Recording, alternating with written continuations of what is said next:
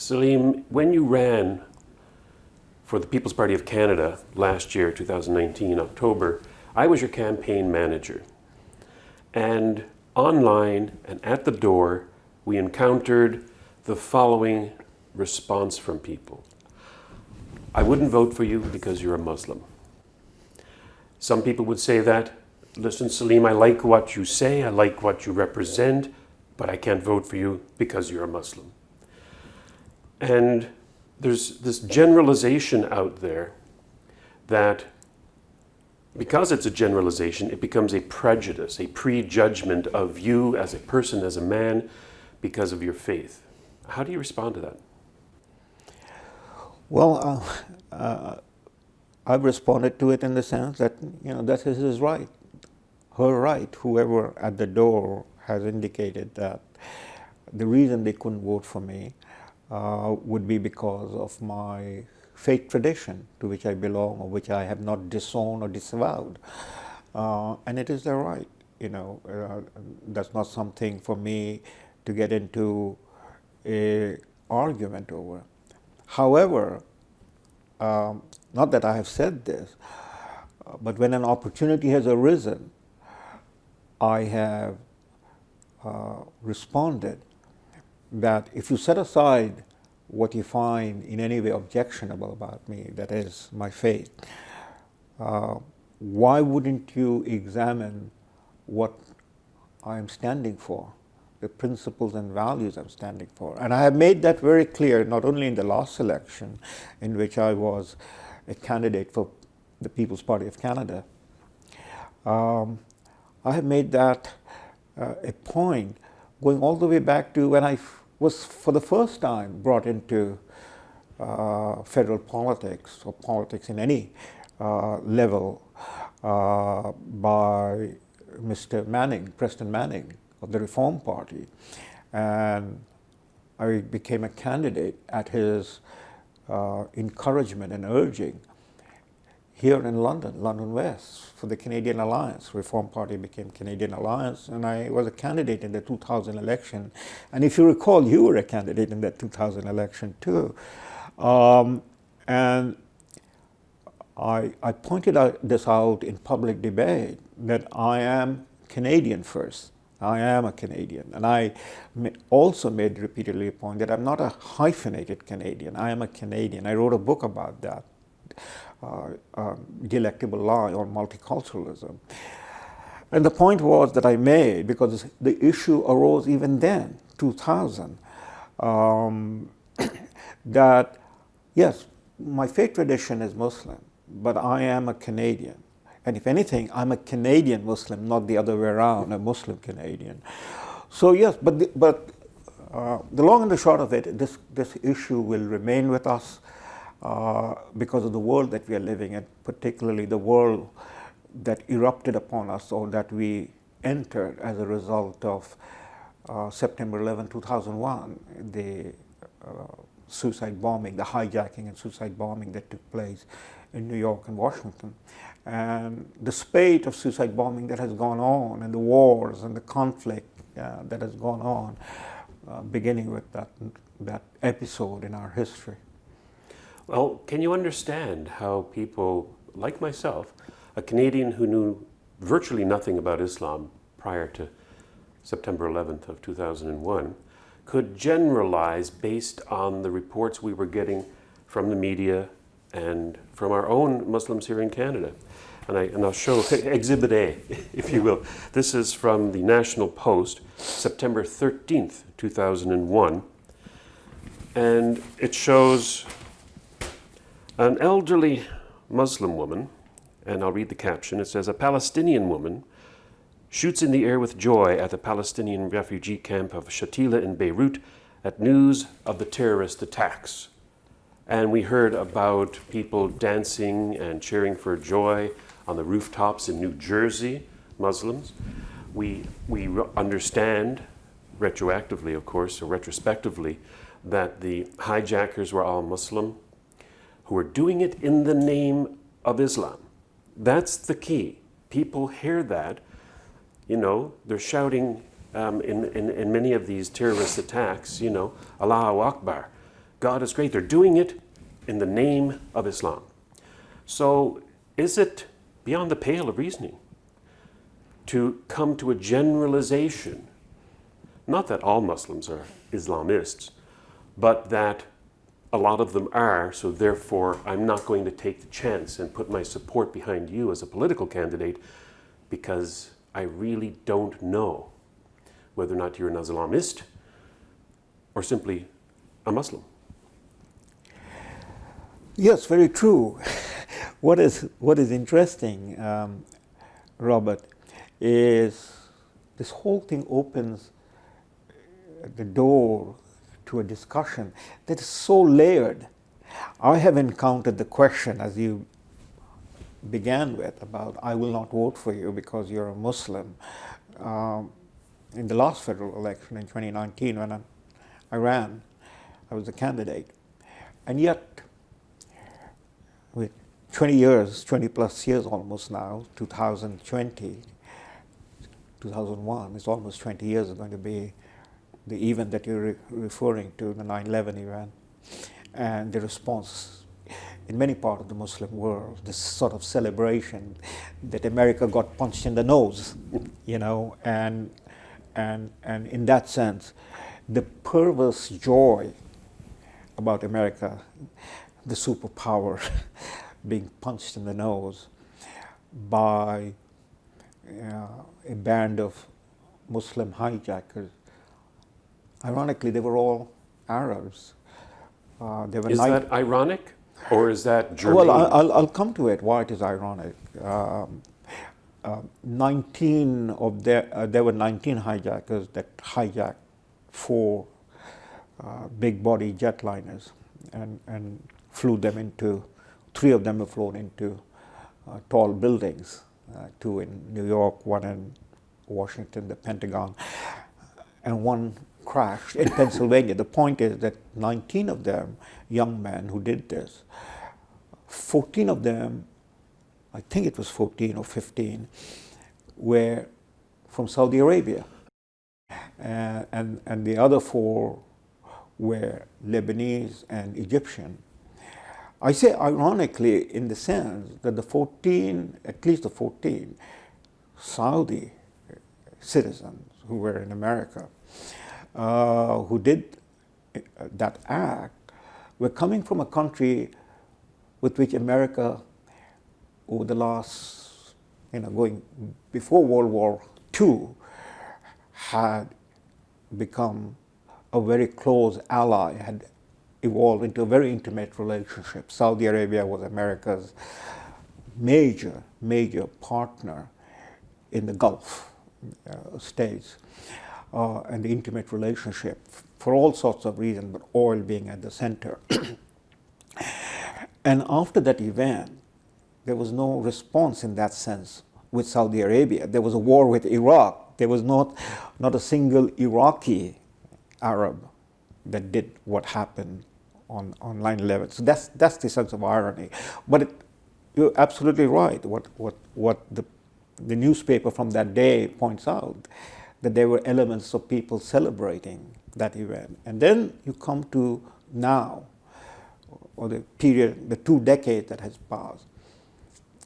And Muslims have been elected to parliaments, Muslims have been elected to Congress, the Liberal Party in Canada has a whole phalanx of Muslim, and they're not simply Muslim, they are publicly known to be supporters of Muslim Brotherhood, and I suppose we'll get into that discussion. They're Islamists in the sense, and one of the members took the lead to pass that notorious motion 103, on Islamophobia. So there you have it. That's again a paradoxical situation. You have a whole number of Muslims who have been publicly elected by the Liberal Party, and a Muslim like me expelled from the Conservative Party on the basis that I, according to Andrew Scheer and his director at that time, last year in 2019, Hamish Marshall, that I'm an Islamophobe because I have been a public critic of Muslim Brotherhood and Islamism and violence and so on and so forth. So how does one explain that? That we have Muslims elected, you have Britain has been subject to terrorist activities. The most notorious one was the transport bombing in London. And here, in the greatest English city in the world, or English-speaking city in the world, London, the capital of Britain, the city of Queen Elizabeth I and Queen Victoria, you have the mayor of London, who happens to be not only a Muslim, but one who is pretty much, a supporter of Islamist, Muslim Brotherhood, Sadiq Khan. So there is this mixed record. I mean, you have Democrats in America, liberals in Canada, and similarly other left-wing political parties in Europe who have been reaching out to Muslims politically for a whole host of reasons. And yet the violence continues, yet the animosity continues. And how do we explain that? And I think a lot has to be done with re-examining what has happened and is happening in the West, not only by the Muslim, but by the people who are complicit with that group of Muslims who have politicized Islam, and I would like to emphasize that, the politicization of religion. And of course, this is not a new phenomenon, Robert. Religion has always been politicized, So this politicization of Islam, and there are people in the West who are fully complicit with that. People in the elite, among the elite, in the leadership, in the universities, in the colleges, in the media, in all sorts of public institutions who are complicit with it and who are going to push that or support Muslims in a generic sense for political purpose. There's a Pew Research question that went out to Muslims all over the world. Very in-depth, very high degree of reliability as polls as polls go. But it showed that among American Muslims, I think it was fully 19% or more, thought that a suicide bomber killing innocent people in the name of Islam is acceptable. And likewise, there's a large number of Muslims in other countries such as Afghanistan, Pakistan, where that figure rises to heights of like 99%, think that actions of killing innocent people is acceptable as long as it's done for their religion or in defense of Islam. How does one reconcile that fact with Muslims like yourself who are classical liberals, who believe in individual freedom, who believe in the virtues that we celebrate here in the West of free markets, free minds, freedom of speech, freedom of association, freedom of religion? All of these things seem to be contrary to what Muslims in other nations, especially those nations like Saudi Arabia, Afghanistan, Pakistan. How does one reconcile that? I think you once told me that the pat answer is simply that Islam is not a monolithic religion or culture. Could you explain? Well, you can't, in a real sense, reconcile any of these things to what should be the fundamental value in terms of ethics and morality. I mean, there is no religion that I know, and I'm a student of comparative religion and a student of world history and civilization. I've taught that also, for 30 plus years at a premier university in Canada. I've written about this extensively. No religion goes out and teach, go and kill somebody, vilify, abuse, rape, murder. That's not what, the doctrine of any religion, and that's not the doctrine of Islam. So it cannot be reconciled. What it can be done, and what I have tried to do in my own public writing and speaking, is try to explain what is happening, what has happened in the context of what are the issues involved that leads to this situation. You know, Jesus did not teach crusade, but crusades happened. You know, Muhammad's message was not about constructing an empire, but there arose an empire, Arab empire, Turkish empire, Islamic empire, what have you. So what is happening in the Muslim world is not something unique to only the Muslim world.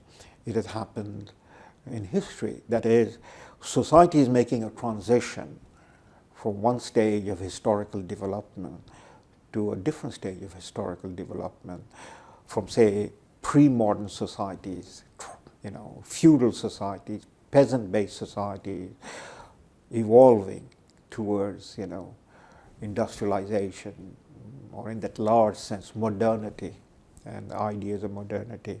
Now, Europe went through that process, and that's the process that we see happening in Africa, in South Asia. You know, we talked about Afghanistan, Pakistan, India, Southeast Asia. It's happening in China. But in the case of the Muslim world, these are all countries that we might describe as old societies or old cultures that are now new countries. They became independent. I mean, Pakistan came into being as a division of India when the British left after the Second World War, after having ruled India for almost 200 years.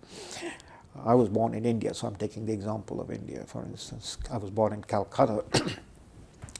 It is because of the British rule of India that I'm speaking in English with you, in the language of Shakespeare.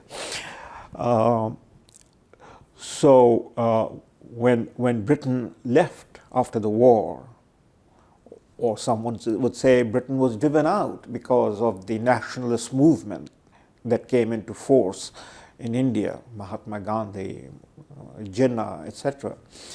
And Britain said it's time to leave and give India its independence. But in the process of giving India its independence, India was divided into two countries, India and Pakistan. So these are new countries. They have no tradition of their own in terms of what you just pointed out: freedom of speech, freedom of religion, freedom of, you know, respect for individuals. These concepts are modern concepts. This concept came into being in the context of, say, the American Revolution, you know, and is embodied in the American Constitution, is embodied in the American Declaration of Independence, 1776 and after. So these are concepts, these are within the living memory, you know, 70 years ago, 73 years ago. And they have been trying to experiment, and they have been trying to live up to some values that is being imported from the West, and then reconcile those values or bring about some sort of a harmony with their own culture, with their own civilizational imperative, which are pre-modern, you know. And that creates friction in society, that creates a whole set of problems. And that's what we are seeing. We are seeing the violence, we are seeing the upheaval, we are seeing dictatorship, we are seeing demand for democracy, we are seeing demand, I mean, we are living in an age, I mean, Pakistan, Afghanistan, the Middle East, Africa. We're living in an age, the people in those parts of the world are living in an age, on the one hand, an age where man, that is Western civilization, the product of Western, man has landed on the moon, have plumbed the ocean, instant communication, you know, the World Wide Web. Pictures are transported immediately. I mean, the pictures from the Middle East that you pointed out, you know, it happens in the morning and it's on your television screen or on your computer screen within a second, you know, of what is happening in the world. So that's the reality on the one side. On the other side is the reality of a people, the vast majority of people, say in Afghanistan, Pakistan, who are barely literate, you know, whose lifestyle in that fundamental sense has not changed over a millennium. In villages, they're still drawing water out of well, no electricity, still living off wood fire and lamps, candles. And that's the jarring reality. And within that, there are voices asking for equality for women, respect for religion, respect for the minorities, And the other side, the vast majority, are saying, what are you talking about, And their lives are being threatened. In that sense, they've perceived the threat upon their culture and custom. They have to go over that hump. That's what's happened in China, and is happening in China, For instance, it's happened in Russia, the Russian Revolution and all the barbarity after that. None of this that I'm pointing out is in any way, in that personal sense of ethics and morality, defensible. I understand that. But then, as a historian, as a scholar, as an academic, trying to explain these are vast phenomena, these are not singular phenomena. So there you have it. 9/11 happened by people who flew these planes, hijacked these planes and rammed it into it from a society and a culture that within their own lifetime is going through this tremendous upheaval. And they are fighting, or they claim to be fighting for defending some authentic vision in their mind of what is an Islamic society, an Islamic value, based upon what the world of Islam or the world of Muslim was in their mind, in their imagination, in the 10th century, in the 11th and 12th century, and that the West, in this case United States of America, have come in and brought in all of these problems to their society. The problems are simply being a modern country, and being transformed. And these young men, these were not villagers. The people who did the hijacking, for instance, they were educated people. They were the first generation of people who were going to colleges and universities and going into post-secondary education. Some were going to become, engineers. Some were going to become maybe doctors. But in their split personality, and there you would have to get into sort of a Freudian analysis. In their split personality, they were full of resentment and hate because they felt inadequate because of the relationship of Saudi Arabia, of the Muslim world, with the West. And they were taking out their own sense of grievances and resentment by punching the greatest power on the earth, the United States of America. That's how I would explain it. Of course, it doesn't exhaust the explanation, but that's the world we are living in.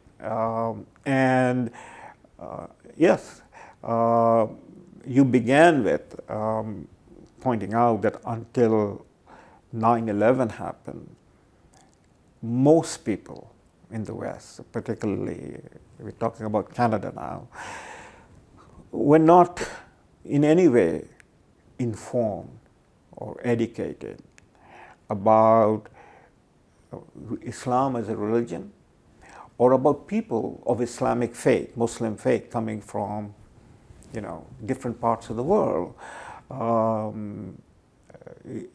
Muslims is not a racial term.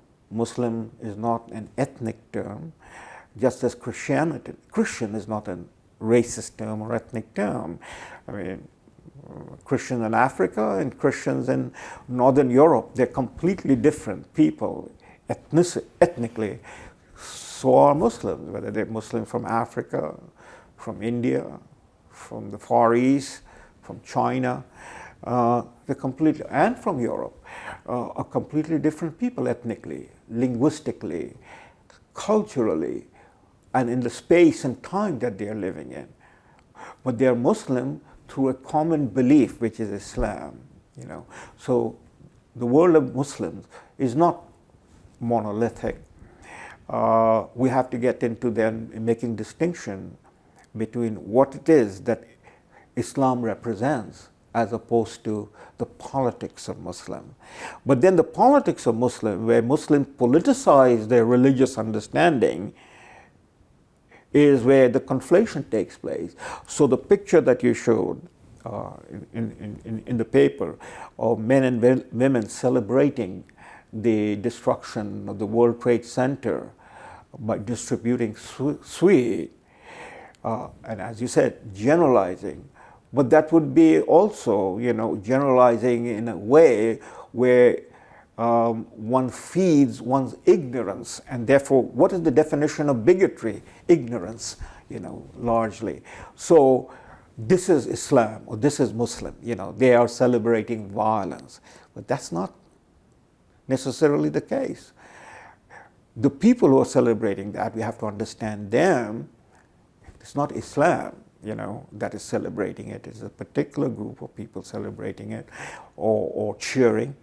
Just as we had the situation recently, only a week, 10 days ago, President Trump tests positive with COVID-19, and the world of Twitter or tweets, Americans of the left-wing persuasion are tweeting, "May the blessings of COVID-19 be the death of President Trump." I mean, and no less than that notorious Hanoi Jane Fonda, coming out and saying this is God's blessing, COVID-19. Now, is that representative of America? Is that representative of Christianity or democracy or republic?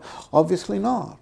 Now, I can hear the minds of your detractors thinking right at the moment, and what they're thinking is, taqiyya. You are lying to defend your religion. That is what some people think taqiyya means. It is the edict that it's okay for a Muslim to lie to an infidel or a non-believer if it means that he is saving his religion. Can you explain taqiyya to us? Yeah, it is very interesting that you pick up the term taqiyya, and it is not the Muslims who are saying that I'm doing taqiyya, or at least the knowledgeable Muslim. I'm not saying, I would be saying that I'm doing taqiyya, that my conversation with you is a taqiyya. It would be a long conversation because you've been saying this for 30 years. Exactly. That's a big lie. Exactly. But the people who are saying that are, again, people who have picked up a word and found it interesting to brand or smear the other side with that word without knowing what the word means or having full understanding of the connotation of that word. Taqiyya is an Arabic word. Means the word itself, taqiyya, is never used or is not there in the Quran, which is the sacred scripture of Muslim, of Islam.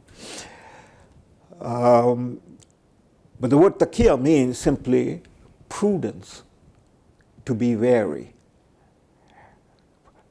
A human being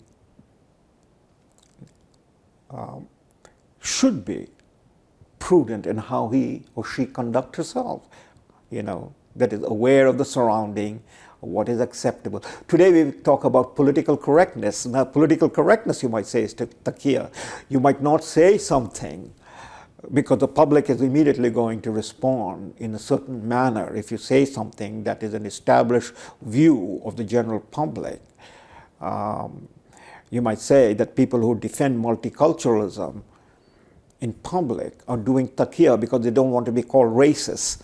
Whereas I can say that multiculturalism, and I've said and I've written about it, that multiculturalism is an oxymoron. It is a delectable lie because all cultures are not equal. But a white man is scared to death about talking about generally that multiculturalism is a problem. It is also a false notion because it has now become an acceptable badge of honor that we are a multicultural society.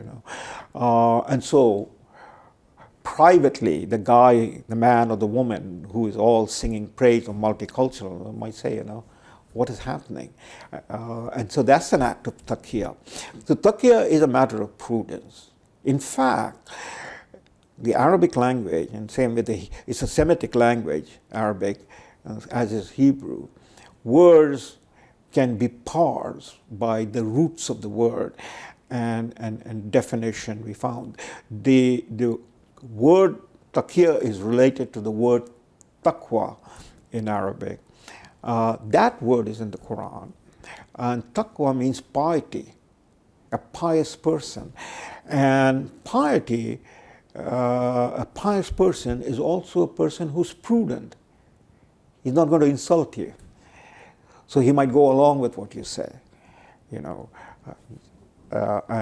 accept what you say, by keeping in reserve his own thoughts, his own opinion, unless those thoughts and opinion or perspective can be expressed to somebody or in an environment where there is an opening for a discussion, where nobody is going to get inflamed, and so on and so forth. So to be prudent. However, the word taqwa can also come to mean that somebody is disassembling, that is, telling a lie or not being fully transparent and open because that person is not comfortable in expressing what he thinks because others might look at him differently. So for instance, if you are in communist society, then a non-communist person would be doing taqiyya. He wouldn't be comfortable expressing things that might have him picked up in say, Stalin's Russia, KGB eavesdropping, and you say something, you know, and you're picked up for any number of reasons that you have violated the political order of that society. So yes, I mean, that's what taqiyya is. It is not that, you know, the Quran, the sacred scripture of Islam, teaches Muslims to engage in telling lies. But somehow this has now become one of those slur words, the smear word, that is inflicted upon, say, a Muslim like me, I and you were sitting and having this discussion on a subject that is immensely vast and complex, civilizational subject, and people will, you know, put the slur out. Oh, Salim is engaged in taqiyya, you know, and so on and so forth.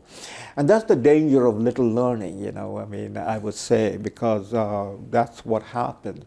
People feel comfortable in picking up little words from here and there and inflicting that word in a way. The misuse of word is there, but inflicting it, and the other side feels that, you know, there is some sort of an abusive relationship has been created or forged. What I find, Salim, is that I find it frustrating that when people generalize, are then given some information so that they can discriminate, I mean, to be able to discern a Muslim, a peaceful Muslim, from an Islamist, that they become, as Gad Saad would say, cognitive misers. They just simply say, you're a Muslim, you fit into this box, and I don't have the time or the wherewithal or the patience to investigate you as a person, your political views, nor Islam as a religion, as a culture. And so therefore I'm just going to dismiss everything that any Muslim ever says about freedom, because I have this generalized prejudice against Muslims and Islam. How do you combat such superficial thinking, such intellectual laziness, if you will, other than, well, I guess what we're doing here now, trying to educate people that Islam is not a monolithic religion, it is not a monolithic culture. There is as many gradations of Muslims as there are Catholics, as there are Protestants. And what else could we do to try to educate, inform people that you as a Canadian first have Canada, you know, dear to your heart, near to your heart, and you are always keeping the best interests of Canadians in your mind when you think about their freedom of speech, the freedom of association, all of the things that we've come to cherish in this country, and that is not a conflict with your faith. How do we do more to find to educate people in that respect? Well, in a very personal sense, I would say. That's what I've been engaged in all my life. I've been in, nearly half century in Canada, 50 years coming up. I came in my early 20s to North America under circumstances that was not in my control. I was, in that sense, I was a refugee from a war, from a genocidal war, that is the breakup of Pakistan in 1971. People have forgotten.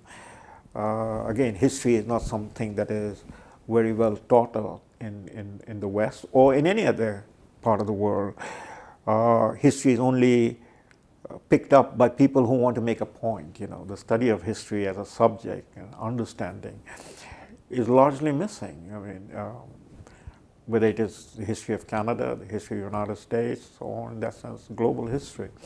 So people have forgotten that the war of 1970-71 in South Asia that erupted, that led to the breakup of the country, Pakistan, was preceded by a genocide. It is estimated somewhere between 1.5 million. The government of Bangladesh today have an official figure, 3 million people were killed by the Pakistan army. Muslim violence against Muslim, Pakistan is a Muslim majority country. 10 million people became refugees from Pakistan into India. It was one of the largest movement of the people. This was happening during the Vietnam War. This genocide was the worst genocide after the Holocaust, and it's lost in memory. Anyhow, I was a teenager when all of this erupted, and by the time it ended, I, was also with my siblings and my mother, dislocated from where we were living and ended up in India. Ironically, I was born in India. My parents are from India, India was divided. So here we had a circular relationship. My parents were dislocated with the breakup of India in 1947.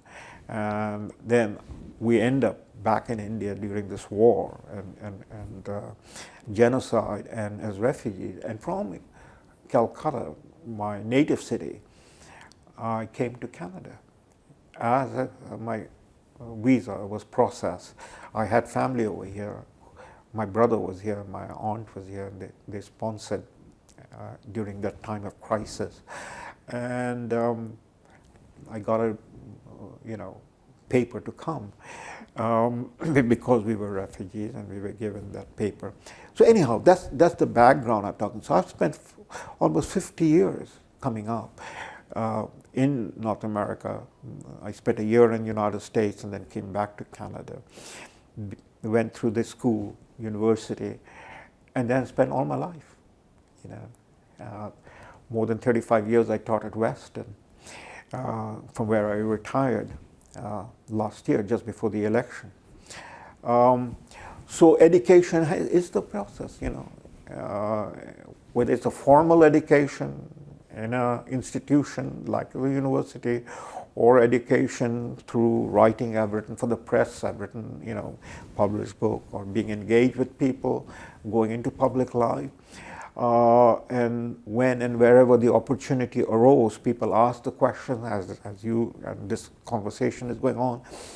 I have, I hope, done what is fair, objective, transparent and honest in explaining the question in relationship to Islam and to Muslim, without getting too much deep into theology. But all of these questions ultimately go back to what, in a sense, you're again, I'm picking up, that before 9/11, there was very little understanding or information. And then after 9/11, the understanding and information that has come in the minds of many people is the generalization that the war that erupted, the terrorism, the suicide bombing, the conflicts which drew once again Western powers into the Middle East, the rise of ISIS, the war in Iraq, the war in Afghanistan, Canadians participating in that war. That is, our troops went out to Afghanistan in the period after 9/11, etc. And so, here's one point I would like to make, is that with the end of the Cold War in the 1990, the Berlin Wall came down in 1989. Soviet Union disintegrated in 1991, 92, and the Cold War was over.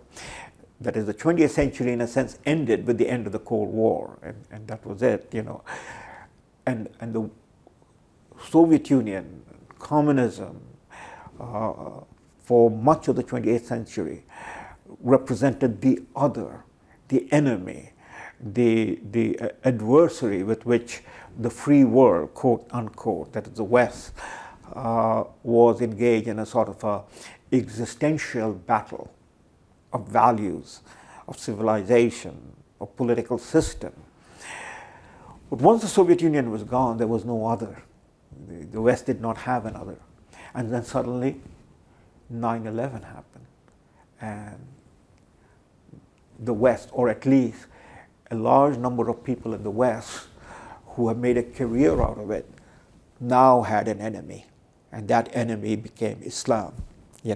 So that's Islam is then the other to the West. The West is no longer referred to as Christendom. This is a secular society. In fact, the Christians themselves have become an anomaly in the West. The churches are empty. The values that in Canada, in France, in Britain, in Germany, and in the United States, upon which the society has now been built, sees Christianity as some sort of an obsolete tradition, and the values of Christianity is no longer in that sense followed. Any number of issues we can pick up, whether it is a question of the nature of traditional families, traditional, values in that sense, marriage, sex, abortion, all of these things cannot be in any way defended by Christianity, by the church. And so we are living in that sense, a radical secular society that is the West, or post-secular society. And the other of that post-secular, radical secular society is the world of Islam. Traditional values, religion, and so on and so forth. And religion is really upfront because it has become politicized, is politicized.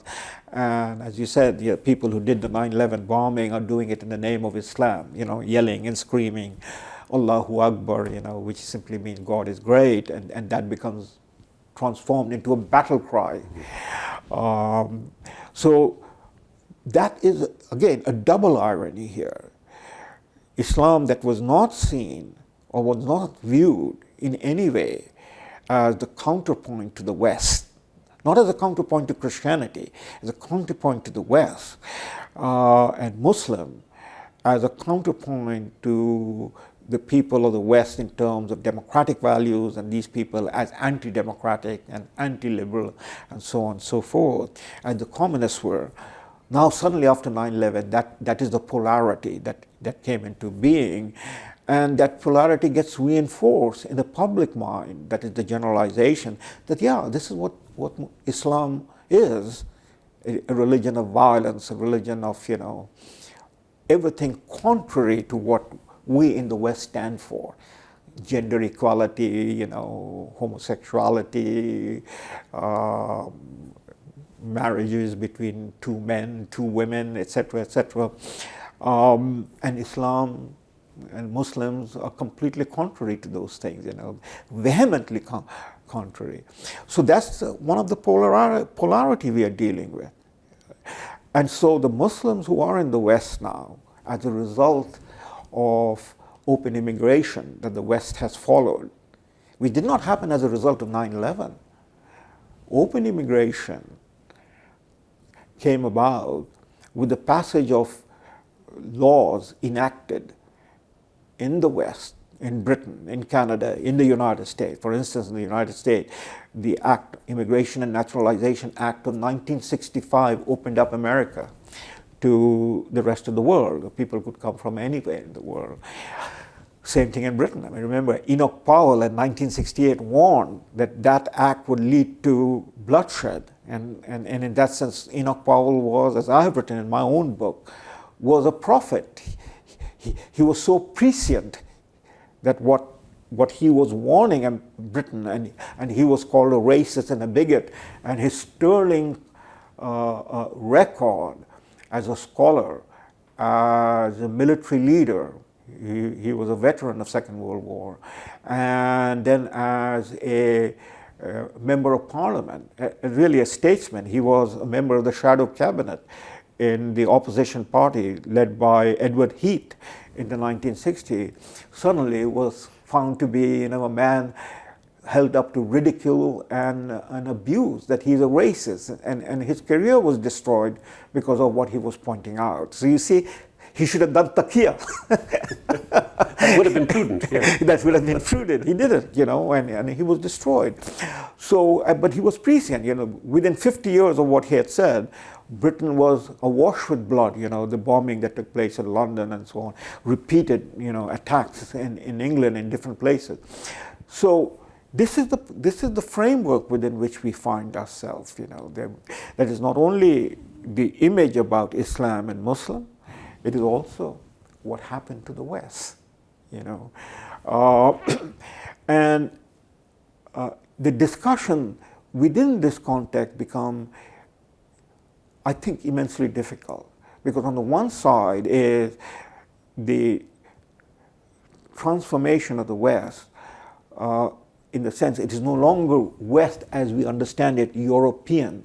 Even in Europe, Britain, for instance, I said the mayor of London is Sadiq Khan, whose parents migrated to Britain. He was born in Britain, but his parents came from Pakistan. And he is predisposed to, in that sense, Islamism and Muslim Brotherhood, not from my point of view simply, but his own declared position.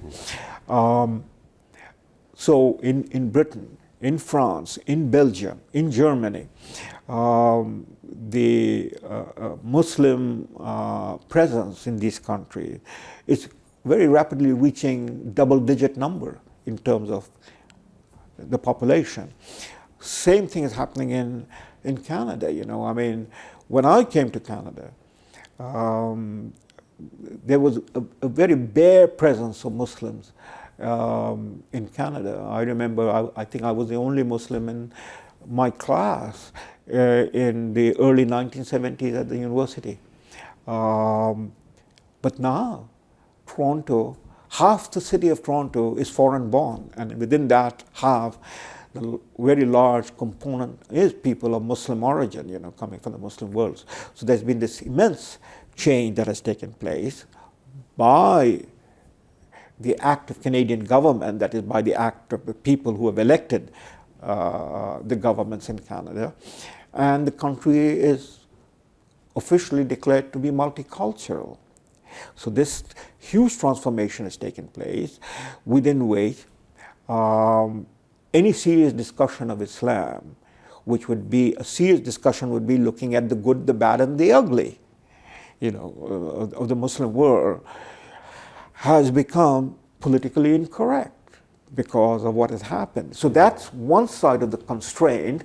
On the other side of the constraint is the very shallow information of the people, many people, who are very quick to inflict words and terms without understanding those words and terms, and describe, in this sense, a religious tradition that is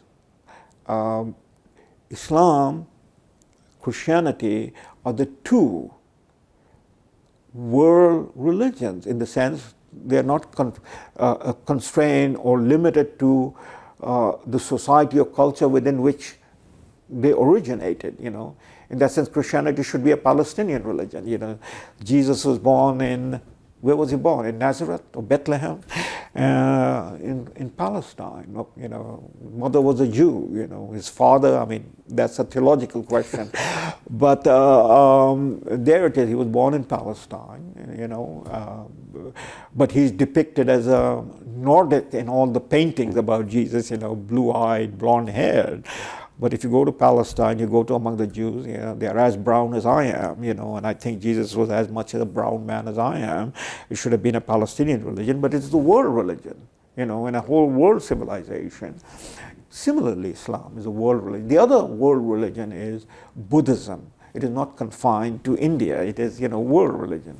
So these are three world religions, but there is no interaction with, in that sense with Buddhism.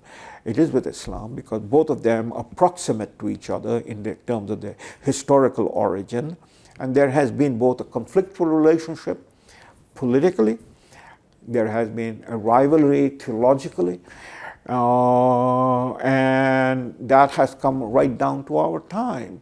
But there has also been an immense intimacy between the two religions, or among the two religions, the third being Judaism, because they're all founded on Abrahamic value. You know, in that sense, this is the Abrahamic faith tradition. Buddhism is from outside the Abrahamic faith tradition. Hinduism is outside from the Abrahamic faith tradition.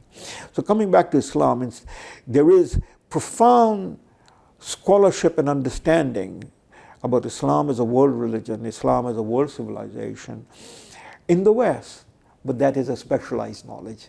That is not a knowledge that is available in the public, or the public hasn't been provided with, or the public interest is not there. It is driven by the images in the media. And so that's the other constraint that you have. Now, interestingly, a voice of a person like mine, you know, who happens to be a Muslim, and as I said, I have not disavowed my faith tradition, but I am a Muslim, completely at home in a modern world. You know, as I said, I'm a Canadian. You know, so the values of Canada that made Canada, that's what you talked about in terms of constitutional values, which are embedded in Constitution. They are not constitutional values; they're cultural value, civilization value, but they are embedded in the Constitution. The freedom of religion, the freedom of speech, the freedom of gender equality, and so on and so forth. Well, I treasure them, and I don't find anything incompatible with Islam. And I believe that Islam, that is the world of Islam, Muslim world, Muslim countries, are in the process of transitioning in which more and more Muslims will come to understand that what these cultural values in the West represent is not incompatible with their religious tradition, because the religion is not teaching them otherwise. In fact, if one reads the Quran and understands the Quran, I'm talking here about the Muslim, not about the critics of Islam, and I'm not alone, they will find that precisely those values are embedded in the Quran, in fact, held up in the Quran as something to be treasured and practiced. But what happens is religion, like anything else, is shaped also by the customs within which it evolves. So the birth of Islam as a religion, the origin of Islam, takes place in a desert primitive society, Arabia. And it is embedded in the customs and culture of 7th century Arabia, as was Christianity, born in Palestine, or the 1st century.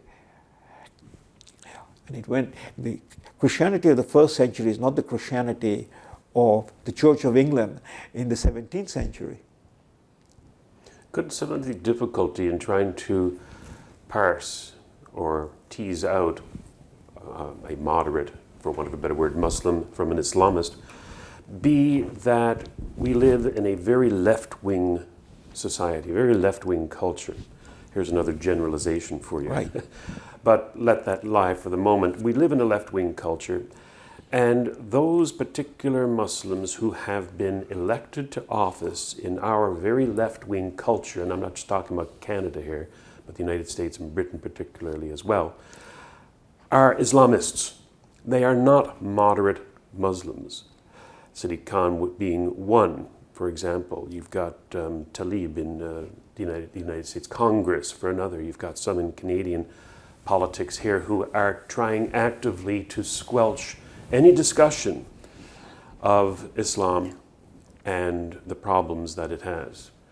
So could that be part of the problem, is that the left have embraced the Islamists? The left has embraced the Palestinian cause over the Israeli cause.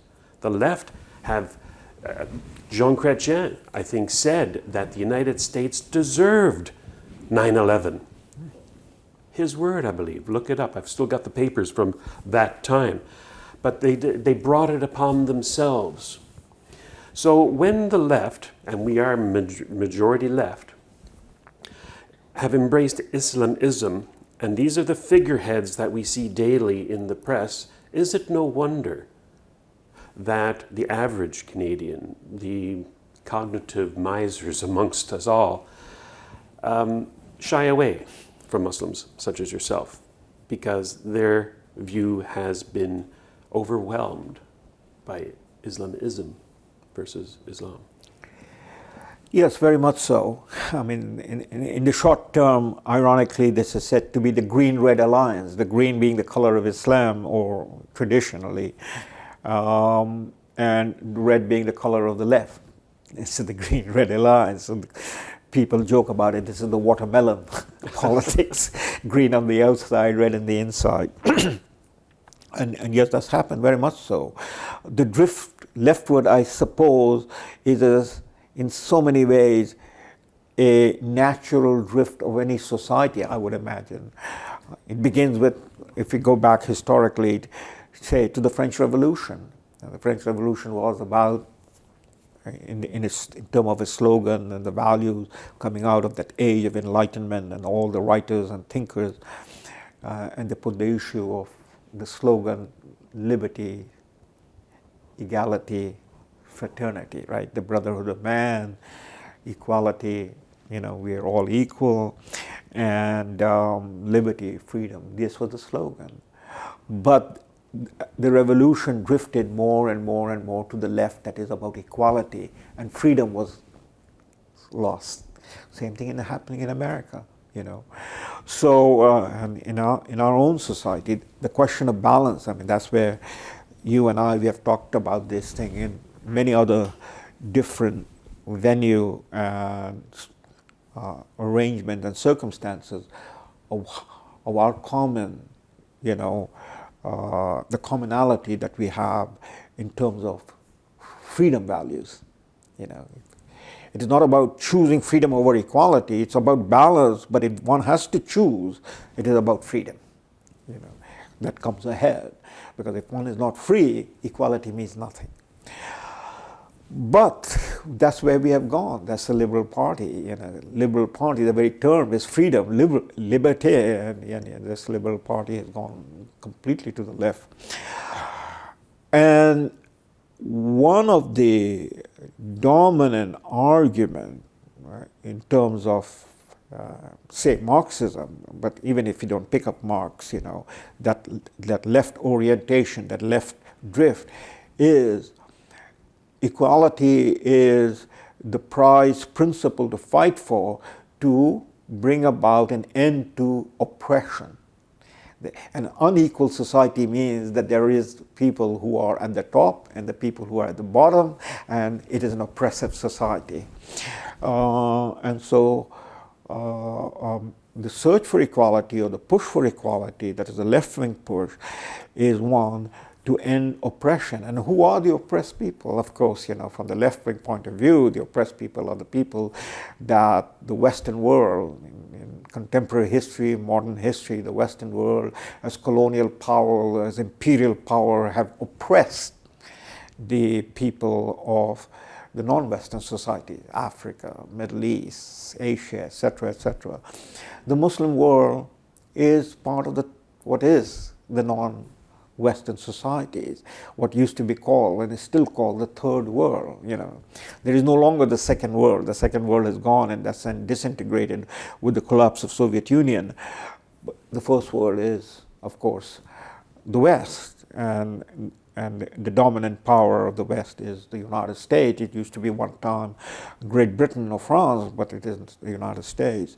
And so the Muslims come from a part of the world, or they reside in a part of the world that has been oppressed, exploited by the West, by America, the ugly American, quote unquote. And so the open immigration that came into play in the middle of last century, or precisely in the 1960s, brought about people like myself migrating under various circumstances as a result of war or looking for economic opportunity, and any other number of reasons. People coming to study and then remaining behind, etc. And a population from that part of the world,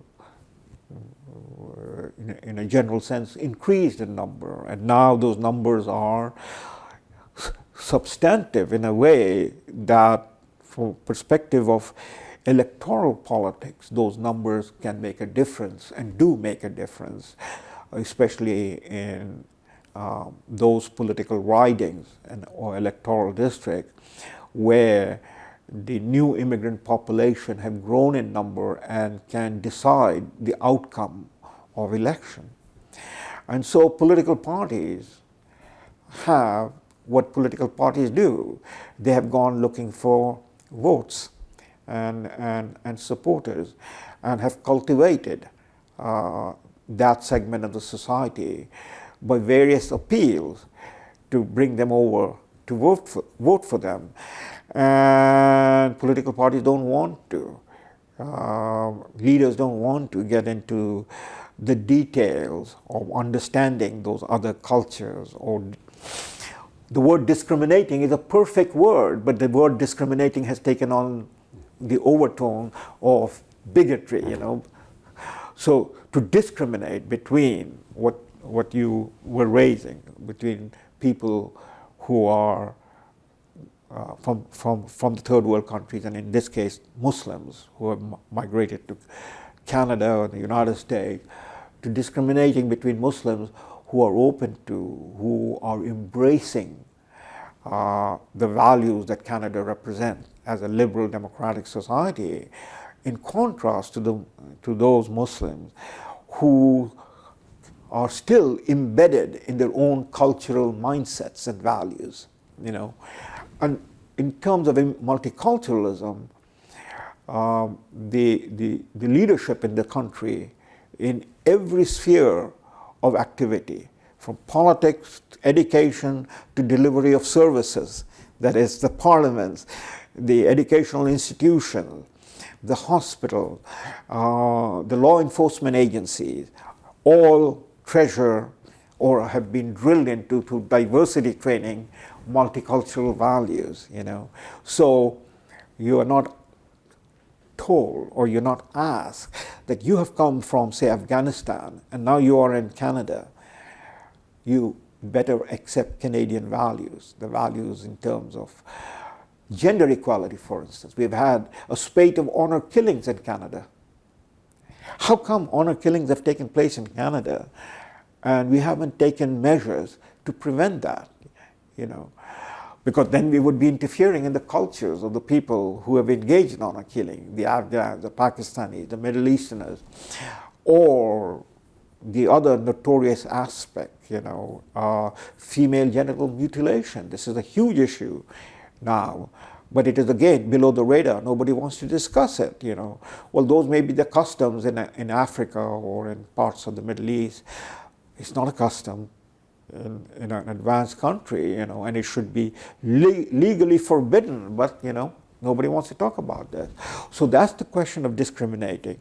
We haven't discriminated that, and instead, we're not only silent, we are complicit. We bend backward, that is our institutional leaderships in politics, in the education system, bend backward to accommodate the values, the cultural values and the cultural lifestyle of people who have migrated to Canada, and under multiculturalism, they are protected and they're not supposed to be interfered with. We have to learn how to accommodate them, tolerate them. That is, the host country must do the accommodation. It is not expected that the new arrival should also accommodate the values of the host country. So it becomes one-way traffic. And it is in that context, and it can be, again, it is a very difficult subject, but it is, very briefly, as I've tried to describe, it is in this context that we have seen the major political parties have become complicit in promoting, in this case, Muslims, who carry within themselves the values of the countries they have left behind, or possibly not even have left behind. They're simply here, taking advantage of the economic situation here in Canada, in the United States, in Britain. We offer them the passport, we offer them the citizenship, but at the same time, we don't demand that this citizenship that you're taking must come in lieu of the citizenship that you have to give up. No. So we have cases where people take the citizenship, take all the advantages, and then go back to their old country, enjoying all the benefits of Canada, but living in Lebanon or living in Pakistan or living in wherever they originally came from. These are scandalous situations, but we turn a blind eye to them for political expediency. And that's what leads to where we have Liberal Party encouraging and going on recruiting members to run for the parliament so that they can get the votes from people who, what is the favorite place to go hunting for vote? The mosque. And we know that more than 90% of the mosques in North America, in Canada, have been funded by offshore money coming from the Middle East.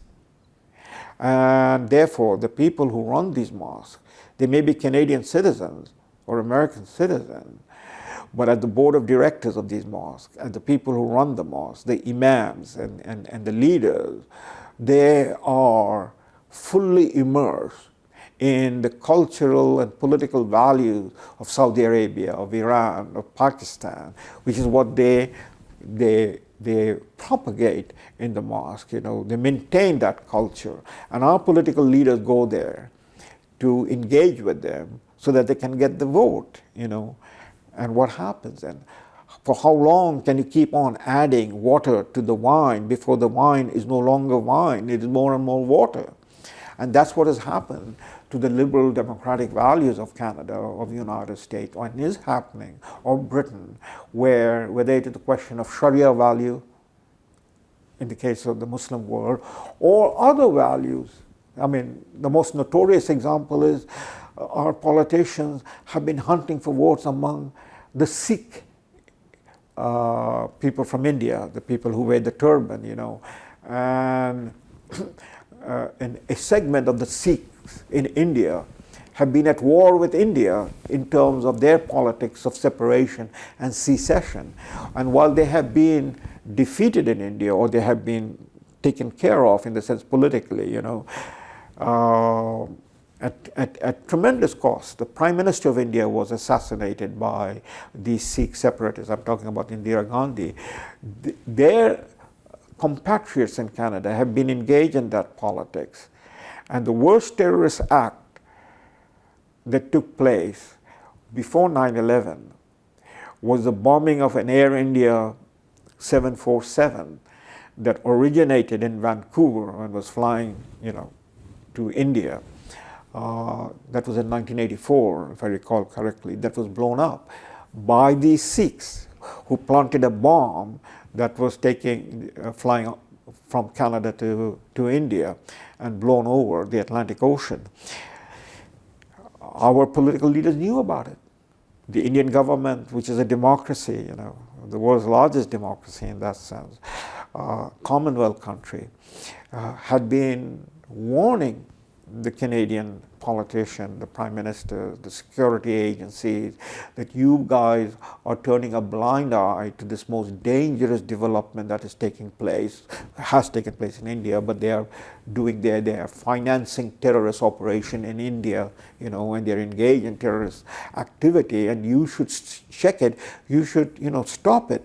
But our government didn't do any of that because they were looking for votes among that population. The same thing is happening with the Muslim. So now, who is responsible for all of these things?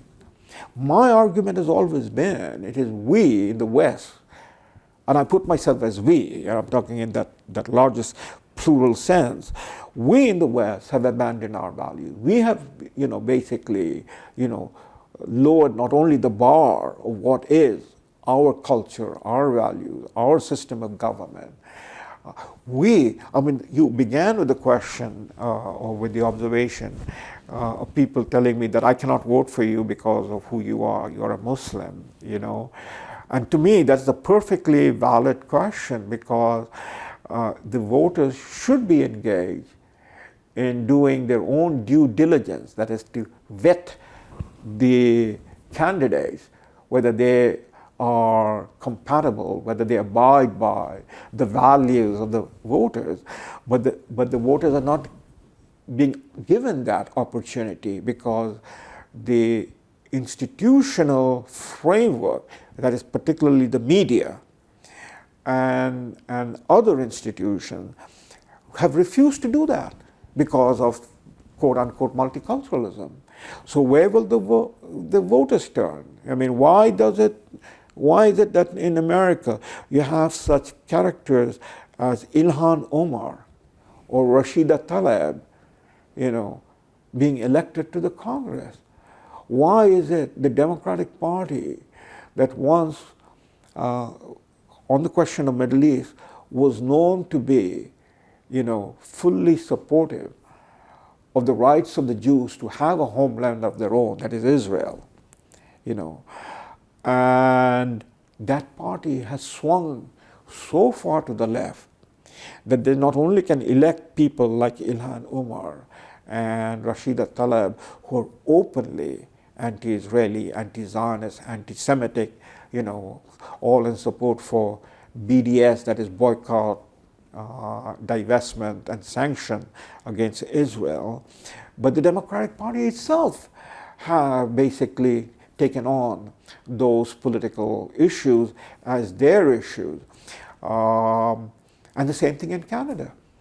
The NDP, the Liberal Party, and to that extent the Conservative, you know, they've all moved to the left, you know, in a, almost it seems, in sync with each other on any number of these issues.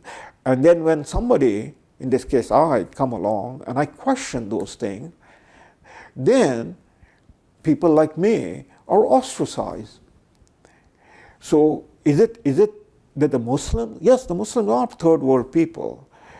Yes, people from Afghanistan, the majority of them are living in the mindset, in the worldview of, if not the 10th century, the 16th and 17th century.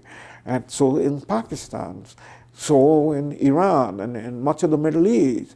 But that's not what Islam is, you know, no more than what Christianity was. These things evolve, the understanding evolve, you know. And a person, and I'm not alone, there are many people of my persuasion or of similar views who are not only at the margin of politics in the West, but who have been, in many sense, deliberately pushed out of the political discourse, you know. Nobody from the mainstream media would engage with a person like me in a substantive discussion on these issues that you and I are talking about.